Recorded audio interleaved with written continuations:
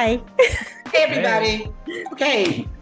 We're Brett Sisters, and we're doing a couples meeting with Genny Jam and Shorny Shorn Marshall, Nicole Rose, and me, Autumn Rose Smith. So, Genny, why don't you start out, you and Angelo? Okay, well, I'm here with my baby, Angelo. We work together. We need to talk about what the topic's all about. It's about couples working together, right? Well, is there like a spicy title? We're doing a couples interview with the Brett Sisters. We have Nicole Rose, we have Shorny Shorn Marshall and her boyfriend, and we have Genny Jam and her boyfriend. So please introduce your boyfriends, guys. And yeah, this is interesting. It's about couples that work together or not, but just couples in the music industry when you're either just in any type of relationship where you have you're both musicians or not. But let's start with Genny Jam and Angelo. Welcome aboard, guys. Hey, how you doing? And I think this is a great topic because there are couples that do work together. So I'm Genny Jam, I play guitar, and this is Angelo. Angelo, tell them what you do. Good. Angelo, go by the producer name Technotic. Basically produce underground hip hop. Been doing it for a minute. But I'm into all kinds of music, and then hooking up with Genny here, she's gotten me into even more styles of music, which I love. That's great. Okay, Shorny Shorn, your intro. Well, of course, it's your girl, Shorny Shorn, and I am here with my boo for 5 years. Jonathan, say something. Nice to meet you guys. I'm a musician. I'm a multi-instrumentalist, mostly piano and bass, but I produce as well. Went to school for production and audio engineering, as well as music. So I teach, produce, and engineering on the side as well. Oh, that's awesome. So what this topic today is, all right, both couples, you're both musicians, producers, and so you feel that that's easier as a relationship, that you both share the same career? Do you find it easier from any other relationships in your past? I mean, having a common interest is a good thing, something you can both relate to, but it can also get in the way, and that depends on your egos, your individual egos. I think if you're listening, like any relationship, any aspect of a relationship, you got to be open-minded and you got to be open to listen to each other, and drop the egos and all that. But yeah, I mean, for us, I feel it works out. Mm-hmm. Yeah. Mm-hmm. Yeah, like I've dated guitarists and other musicians, and like being a guitarist, dating somebody who's the same, being the male and female. It depends on who you're dating though, but the guys that I dated before were a little bit too high on themselves. The fact that, I'm a female guitarist doing things, the relationships never really went well. So I think overall, when you do date somebody in the same type of industry or discipline or whatever you do career-wise, that you both have to have the level of respect with each other, or the level of respect period with other musicians. So if you have that already, then you're gonna have a good relationship with somebody that is equally talented. Right. Yeah, that's the key word I was thinking about, was respect. If you honestly respect somebody, that ego is not going to get in the way like that. That's only when you look, when you think that arrogant attitude, when you think you're better than somebody, that's when you start to have that tension, Right. Yeah, that's great, guys. Yeah, Jonathan, that's great. I'm going to make a reference, and this is a movie, and this is something very similar. When two people, let's take Lady Gaga and her movie A Star is Born 2. And she was a singer, pianist, and of course her boyfriend, or to-be husband, was also in the music industry, and he actually brought her on. And if you've seen the movie, it turned out pretty tragic, but it was like a competition. And sometimes there are couples that they're competing when one may have higher status than the other, or so that's not your case, which is great. You guys work together and you build each other up, and you help. It's like the mutual respect, but you help each other out, and you can unite like that. So that's awesome. Sean and Jonathan. Well, this is the first time I actually dated with someone that's in the same common interest with me. The past relationships I had, they couldn't get it. They couldn't understand how much work that I have to put in order to get in the level that I need to be. But when me and John, first of all, we met at Facebook, and I was in a band at the time under my dad's leadership. And he wants to okay, I don't want to play bass anymore. I just want to play percussion. So I did a post on Facebook about need a bass player in the area for a band and stuff like that, permanent position. And I said, me. He DM'd me, and then we met at the first rehearsal, and we just started to become friends, and we didn't really get really serious until he started to get to know me a little bit more until I went to North Carolina for the Musician Summit. And then I was checking in on him because our band practice was the same day I left to be in North Carolina. And I told him to tell him to check in to see what's going on, what happened at practice. And then when I came back from North Carolina, we started texting and everything. He texts me every day saying, "Good morning, beautiful." And then after we just hung out, went to the 4th of July event, see Mary J. Blige, and got soaked because it was raining while Boyz II Men was playing. It was shh. And then after that, around that same week, I think a few days later, we became boyfriends and girlfriend. So that's cool. But it was an interesting love story because before I met him, I wasn't thinking of being in love again. The whole atmosphere with the rain, that's good. That's romantic. Yeah, we were soaked at the time. We were soaked. It wasn't a little bit of water. Oh, okay. Drenched. It wasn't Hurricane Ian though. Oh, Ian. Oh. It might as well have been. We was completely drenched. It was not comfortable at all. Nah. Nah. I have a question for y'all. I have a question here. I know how all of you all love music and something that you want to do, but everyone needs a break from it. Is it a plus or a minus that both of you are in music? Or do you hey, I don't want to hear music, I don't want to talk about it, go in another room, leave me alone? I mean, how does that work out? How do y'all make that I've never felt like that in my life. Me. Oh, okay. No. We listen to music all day practically, so we love it.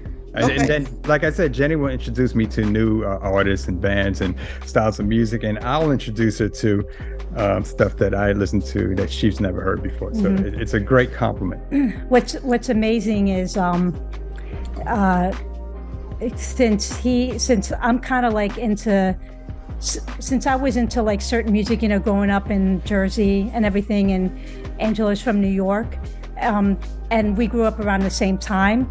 So our music tastes were kind of on the same level, but since he knew more about, some different type of music, and even growing up in the era of hip hop, and my love for that, he was really introducing me more to back then, the sampling and the old music and what's today, you hear all that kind of stuff being sampled today. And then I'm kind of turning him on to all the new R&B and maybe even some of the newer, hip hop that's out there. And we have our differences in a way, and it's cool to talk about, hey, I don't, this person might be doing that. He opens my mind up. Yeah, Jenny's a Cardi B fan. I'm not. I mean, it's all good though. I like Cardi we don't have the same. Yeah, we don't necessarily have the exact same taste in music. So there's a lot of music she plays that's not exactly what I mean, I don't hate it, but I don't. It's not what I would choose to listen to. Yeah, but I'm sure she feels the same way, because I'll turn a jazz station on in a second, and I know that's not her thing. Well, with him, when we listen to jazz, when we go out, he be playing these jazz stations on XM, and I was hearing. I try not to go to sleep, because it sounds like elevator music. But but when I got a chance to listen to like music, like hearing the Marcus Miller and I'm hearing different other musicians like on YouTube. I exposed it to a lot of different. It gave me a chance to appreciate it a little bit more and open my chord vocabulary even more, because with jazz and blues, and it definitely helps very well with me, especially when it comes to my issue with improvising. And it gave me a chance to learn more of that as well with him, because he studied improvise when he plays piano and stuff like that. It gave me a way to open it up a little bit more, because I get scared improvising, and he gave me a chance to, you know, bring out my shell a little bit. So see, now Jonathan and Shorny Shorn, I'm going to start with you. Now, Jonathan, you are a pianist as well as you know, but that's your instrument, or is that your main instrument? Yeah, I mean that's the one I've been playing the longest, I guess. Okay, and Shorny Shorn. I also play. I mean, bass is still up there. You know, Right. Bass and piano, either one, I'm just as comfortable on, depending on the genre, I guess. Sure. And Sean, your main instrument is guitar, correct? yeah. Guitar. So you guys help each other? He's helping you with improv, theory, and do you all practice together, work on music together, teach each other different styles while you're playing, not just listening to music, but actually sitting down in your studio and working out progressions or music or anything like that, scales or motifs? I mean, we did that more, I think, early on.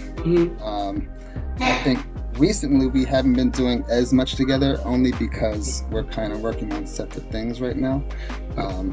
So I mean, but yeah, I mean, we've done that. I mean, I think my theory, because I have a lot more formal education, is a lot higher than hers in terms of actual like book knowledge. But you know, so I mean, when I first started, I was always trying to encourage her to, practice the scales and stuff like that, that she wasn't really, just some basic fundamental stuff that, she wasn't really focused on. So, yeah.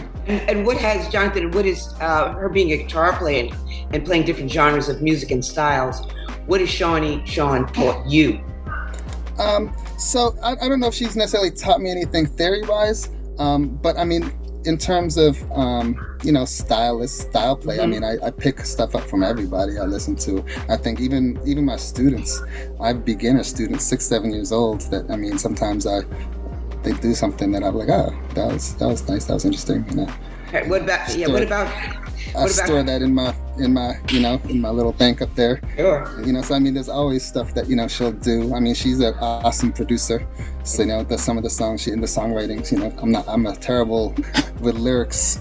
So all that stuff. She's Okay, what about Angelo and Genny Jam? Yeah, I think again the compliment, how you both complement each other, and what Shorny Shorn was saying about the influences, because you both influence each other, and that it gets incorporated in your music and advancing your music to another level, another style, or giving it another flavor. I think that's what we find too, that we influence each other that way, and our music expands. Yeah, and musically, like the stuff that we have been working together. When we first met, the first thing that we did was Angelo put me on the spot, because he's a beat maker. He has all this music that he wrote, and he's like, do you remember that? He's like, gives me a guitar, and he's like, yeah, lay something down for this. And I was thinking, oh my gosh, what do I do? And I was brand new. We were brand new as a couple. And all I know is that a couple days ago, I went to this concert, like a metal concert. There was nobody there. It was one of those type of things. And they had bands playing. So I videotaped some guy that was playing this riff. And it was a cool riff, metal riff, and I was thinking, okay, let me see if I can lay that down on this beat. So I pulled it up. Remember, I pulled up the video and we were listening to it, and I started playing the riff, sort of like what he was doing, but trying to listen to his beat. And then Angelo was like, yeah, do it like this. And when I heard that, I was like, damn, dude, that's good. Like, that's a good idea. So we were vibing like that, and ever since that night, that day, it seems like, Angelo would be like, yeah, I want you to lay down this thing. And I'm like, okay. And he'll send me an idea, like a little idea sample. And I go there and I'll play like something maybe that I'm used to playing as far as pattern or, where to come in. But then he'll give me a different way to think about it. And I'll be like, whoa. And it just kind of, I guess like what you guys were saying, it kind of like enhances your way of thinking, your library, your, muscle memory, different ways of playing things in a different way, right? And vice versa. I'm working on helping Genny with her EP, produce stuff on there. So she'll give me her songs, and I have a different vision when I hear her songs, but she's like, no, this is the approach I want. So she'll force me to explore a different type of style or flavor, and I like that, because then I'm like, oh yeah, you know what, that does sound dope. I should go in that direction and add that flavor to it. And that, when I do my own production, I'm like, opens up my mind even more to look outside the box. Right? You know what? I was just going to say, Karen's from New York too. Yes. Autumn's from New York. Yeah, I'm from New York City, born and raised in New York. And definitely Angelo could tell by the accent. It's toned down because, Yeah, I try to tone it down and, open the door, coffee, donuts. I'm all forget city. About it. I'm all city. I don't know if you know that term, but, I lived in all the boroughs except Staten Island, which really isn't a borough of New York. But I grew up in the Bronx, though, and I witnessed the birth of hip hop. So, that's like my foundation. I'm originally from Harlem, New York, but I lived in the Bronx for a short period of time, and I grew up in Queens, still part of the city. No, I never lived in Brooklyn or Staten Island. Growing up, we felt that Staten Island was really like Jersey. No offense to Staten Island, but it was just not a borough that I visited, but it's like, okay, it's Jersey. Yeah, I feel you. It's the same here, except until Wu-Tang brought it on the map. Exactly. And I'm from Jersey too, so I'm sorry. Go on. You know what? Let me correction. I was born in Jersey, but that was because we lived in Harlem, and my mother had to go to Jersey, Newark, New Jersey, to have me. But we lived in Harlem. So yeah, born in Jersey, grew up in New York. Harlem is a mecca, man. Oh man, it is. Styles of music. We're gonna have to all of Angelo's, because I like Cardi B and my family's Island. So everything Angelo says, we're blocking it. Oh, I'm just kidding. It's all good. But no, you say that Genny's working on the EP, and I know Shorn's working on music. Is this something y'all collaborating on, or are y'all doing y'all's own thing totally separately? Y'all gonna come together and do a Shorn and Jonathan EP or a Genny and Angelo EP? I was gonna say, well, right now she's working on something else with somebody down in Maryland, right? Yeah. So that's a totally separate project I'm not really involved in. Although there are some songs that we are working on together that haven't been finished yet that we need to finish. But it's not for any specific EP or anything like that. But it was one song for my album, Reinvention. I recorded you playing piano for my intro. Yeah, she recorded me without my knowledge. I told you I was recording it. I should sue her, right? But I told you was playing piano, and I told you I was going to record it because it was an inspiration. She told me after it was on her album. Which I don't mind, but Yeah. Well, as far as my EP, a lot of the stuff that we're doing on that is stuff that I've had pretty much in my grooves file on my computer, stuff that I've always wanted to put out, but I never found anybody to actually make it come to life. And when I met Angelo, it was just kind of like, hey, I got, this thing, that thing, can you lay a beat down, or can you create something musically with it? And it's just kind of, when I gave him the first thing, it kind of evolved, and I was like, you know what, I want to put some music out. I've only have one single out, and my whole life, and I'm like, you know what, let me put some stuff out. Mm-hmm. And so it's sort of like a collaboration in a way, where he would come up with some new ideas, and I would be like, yeah, that's cool. But we've worked on stuff separately too. I mean, well, not separately, but separate to my EP, we have put together some music. But regarding your EP, that first song, just initially collaborating on that. Yeah, the movement. I actually took this song and I flipped it. I added like a hip hop beat that was more like trip hop, I guess. But and then I presented Genny. I was like, I don't know if she's gonna like this. Like, she's feeling it, but then she really liked it. Yeah. I had this one song, I guess the beginning of like the EP collaboration. I had this one song that I've had for a long time, and I tried to work with other drummers, and I wanted like a drum and bass feel, and the tempo was kind of fast, and I just never found either the right loop or idea. And when I presented to him, I said, I want something drum and bass. And then you came back with some stuff, and I was like, well, it'd be really cool to get like a protest rapper type thing. And then you put, who did you put? Cool G or something? But you put somebody in there, Ghostface, I think. Yeah, he put like a stem. He had like, it was the acapella I wrote. Yeah, an acapella of like Ghostface Killer on top of my song. And I was like, that's exactly what I wanted. So we kind of built it off of that. And created Movement, which, was one of the songs I really wanted to get out. And then I just started pulling stuff that I was like, I've always wanted to put, music under it, or create, a song with it. Yeah. So again, there is benefit for having a relationship like that, as long as you bounce ideas off each other's and what do you call it? Implement each other's, in a sense, right? Compliment. There you go. That's the word. Yeah. I'm just wondering, because everything, not to be negative, and I understand, y'all Beyonce and Jay-Z's of, Fret Sisters, and how do, I understand you compliment each other, but in everything there has to be some kind of yin and yang. So who pushes whom more to want to, okay, you have to get this out, you have to do this.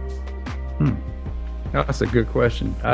Shorn's pointing at Jonathan. He pushes me more as a solo artist. I'm a perfectionist, so I don't like the word mediocrity.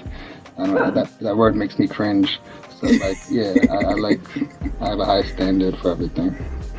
What do you know? With us, I don't really know. I think it's equal in a way. Like, sometimes I have my slumps, and you always encourage me. You know what? It's a support that I get from Angelo, and I guess I get to him too, because sometimes, I'll be like, yeah, you can do that. Like, I want you to take videos. Like, he can scratch. He's a DJ. Sorry, I'm babysitting this dog and he's barking. Coco. Anyways, he has like vinyl to the whatever, all in his apartment. Way too much. And he can scratch really well, and I'm like, you need to put that online, man, because that's kind of like, people love that, so I'm always telling him, you got to do videos of, you're doing some scratching. To answer that question, Nicole, I think it's a balance for us. There's some days I'll push her, and there's some days she'll push me. Yeah, she's always trying to get me to do more videos and stuff like that. That's something I don't like. My social medias, but I have no interest in being in like the center of attention. Like, I'm always been in the background. I'm the guy in the front of the house, like, not the guy. Yeah, I'm with you, John. I'm the same way. And even when I'm on stage, I'm in the back. Like, I don't. Yeah, I'm not I like it there, though. Like, I like it there. Yeah. That's, so. Your comfort. That's your comfort zone. I'm not all about that social media either, but Jenny's like, come on, you got to do it. Because I see that skill, and you don't really see it a lot. And I just feel like, not that, you can get a lot of followers, but just that, because it's like spreading that knowledge, and what is it, like, kind of teaching these kids out there, I don't think these kids are listening, because you listen to hip hop today, and that's a whole nother subject. I know, we need to talk about how hip hop is now and hip hop is back then. Yeah.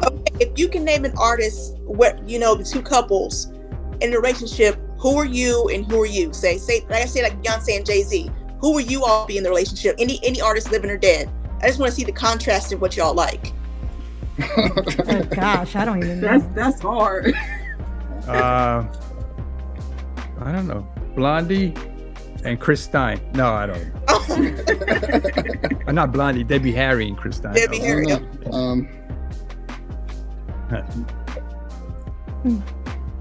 You mean the power couples? You're talking about couples that work together? Yeah, just to sound like you see, you're Debbie Harry and he's Chris Klein. That's a nice little, y'all compliment each other. It's nice, it's different, I don't even know, because I'm not going to say, well, we definitely not Ike and Tina. Oh, we're not that. None of that. Yeah. We're not that. I was like, don't think of that. We are not them. And you guys are not Sonny and Cher. There are a lot of couples that had to work together and had conflict. And so I'm going way back to the 60s or 70s. There's a TV show. It was the Sonny and Cher show. Of course, Cher is still around. And they had to work together on a television show, just like Lucy and Desi. There's these couples that have the same careers, and they had to work together in front of a camera, which could be, you guys are working behind the scenes or behind the camera. Like Jonathan says, he doesn't really want the social media, to be out in front. He's behind the scenes. And Shorny Shorn is like, hey, I'm going to do these videos. Genny Jam, she's doing videos. She's, a large audience with her social media. And Angelo's like, well, I'm a producer, so I'm going to sit in the back, but yet you do collab. So other than what other couples, I see you do complement each other, but one works more in front of the camera and the other is behind. Still, it works. That's what I mean. Like there be some kind of separation, because too much of a good thing turns into a bad thing. So there has to be someone up front. So our interests, although they're aligned, they're not exactly the same. Our goals aren't exactly the same. So like I always say, if I ever become famous, I'll probably quit. That's the last thing I want. That does not seem pleasant at all to me. I'm too private of a person. I don't want my business. I don't want everybody to know me when I walk out the door. That's the last thing I want. But she, on the other hand, she wants to be that person on scene. She likes that attention. So, Good question, It Nicole. works. I still have to think of the couple. Yeah, I don't know Comparison. what couple we would be like, but it have to be an actual, yeah, So- I don't know. Yeah. I like Lucy and Desi. Yeah. No, but Debbie was a player, and That's true. their own that's a strong couple. That's Also, there's Nicole. It is Pat Benatar and Geraldo, her husband, That's the right. guitar player. They work together, killer couple. And he seemed more. She's in the front, great opera singer, back in the '80s, and pop singer, rock singer. But he was the guitar player, and he was kind of like back there killing it. But she was up in the front, and they're still together working after 30 years or more. Yeah.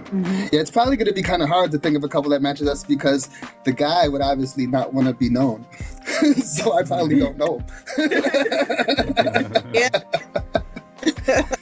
That's true. Yeah. Like you mentioned fame. You mentioned you still want to do this, but you don't want fame. But I'm sure you want, the coin, the cover, all new equipment. Yeah, You know what I mean? Yeah, I want to be paid for my efforts, definitely. So do you all want fame, Genny? Like, what's y'all's version of fame or making it? What would y'all consider that? Like, as a couple in music, what could y'all consider the fame or making it? Does the EPs have to sell 1 million for you to be a success to you all?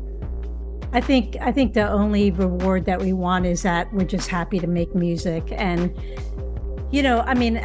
at this stage in my music career, I think that just the fact that we're actually loving collaborating and putting out some stuff and putting it out there, and if it becomes big, it becomes big, and if it doesn't, we're not really seeking any fame or doing anything. But I think I'm more about the reason why I want to get out into social media is just to share my knowledge. But I know that I don't want to get famous. But if I get a tour, if there's a tour that comes up, if somebody's like, yeah, I want you to play, and sure, damn, I'll go, but I'm not seeking that out. Going on tour doesn't mean you're famous though. But I've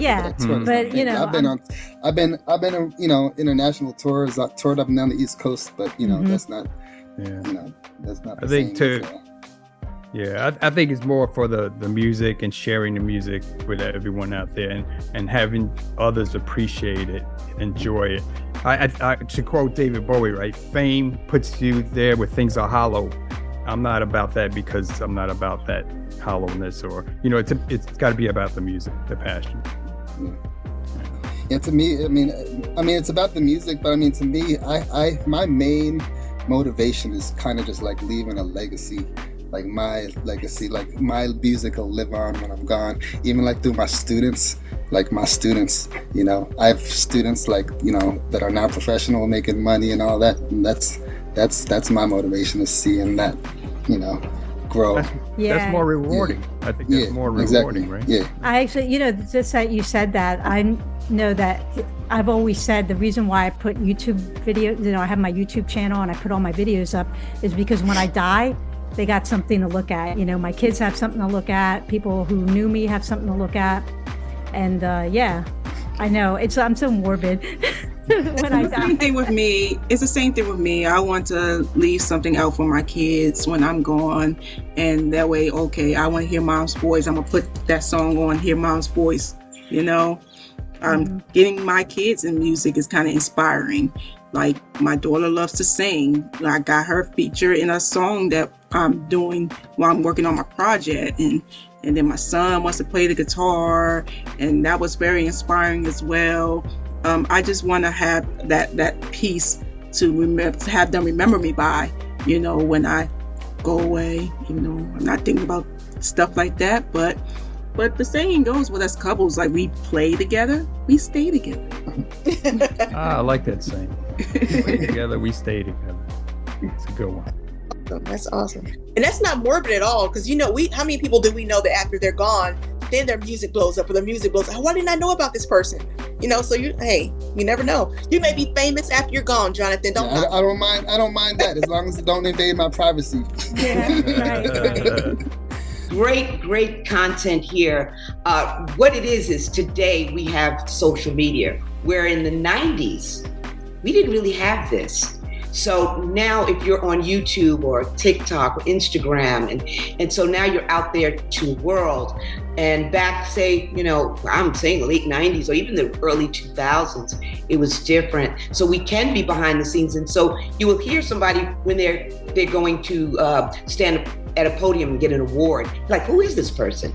And they're behind the scenes. There's a lot of behind the scenes. Diane Warren, great songwriter. You never hear about her, but she has so many Grammys for everyone else. And so she's like an example of somebody, all right, I'm the writer, I'm behind the scenes. You only see her when she's like, I want to thank the Academy for this award. And so there's a lot of that. And it depends on your personality, what you're comfortable with. Everybody doesn't want to be in front of a camera. And so, we have to, pay homage to all the people that make you behind the camera. What do you think, Nicole, about that? I think you're right, and I'm happy we got to meet the other halves. I don't want to say the better halves, expresses are better, but no, I'm just kidding. But thank all the guys for coming. Because to see the music that you all do and how y'all collaborate and come together, I'm looking forward to hearing y'all's music together. It's gonna be great. Yeah, something I'd like to add to this topic in closing is that also when couples are working together, or any relationship, you have to give each other space too. It's okay to back out at sometimes and get a breather. You each go to your corner. You can't always be on top of each other. So it's okay to say, no, you do your thing, I'll do my thing. And then, we'll come back and work together. Mm-hmm. You need that space. Guys, are you guys working on anything collabs right now together? Well, I'm still working on my EP. Your EP, and okay. And me and Angelo also have a new podcast too that we've been kind of like filming with our separate project, Poetic Soup, which is a bunch of guys. Jenny's getting me into social media here. Yeah. So it's a project with a bunch of producers, that we're doing. But yeah, that's what we're doing. Everybody drop your socials. Where can we hear your music, listen to you, follow you, those who are on social? I'm at Genny Jam, YouTube and Instagram and Facebook. GENNYJAM. Oh, Technotic on Instagram. I think that's about all I know. I'm on at Shorn Music at Instagram and Shorn Music on Facebook, TikTok, and Shorn Marshall on YouTube. So I'm Jonathan Hart on Facebook, YouTube, and also you can find me on Take Lessons. So I have music and stuff posted on there as well. Yeah. Cool. That's amazing, guys. The collabs and the social media and being musicians, producers. It's you all wear like 4 or 5 hats a piece, and then you put it together, and it works. I think that's normal nowadays, though, because if people are being like, even in school, they train you to be an indie artist for the most part, because that's you have to learn how to do things for yourself nowadays. You can't, So, Well, yeah, especially with the technology of today. Yeah, everybody has their own setup at their house, and everybody has to learn their software, and everybody has to, that's just the way it is nowadays. You have to be more than just an instrumentalist if you want to be professional. Sure, but that's a good thing that now we can do it from our homes instead of trying to book and spend all that money with an engineer. And it's good and bad. I think that's had negative consequences as well. But I mean, the production value's gone down. There's a lot of negatives to that as well. But that'll make another great topic. Yeah. Definitely. Yes.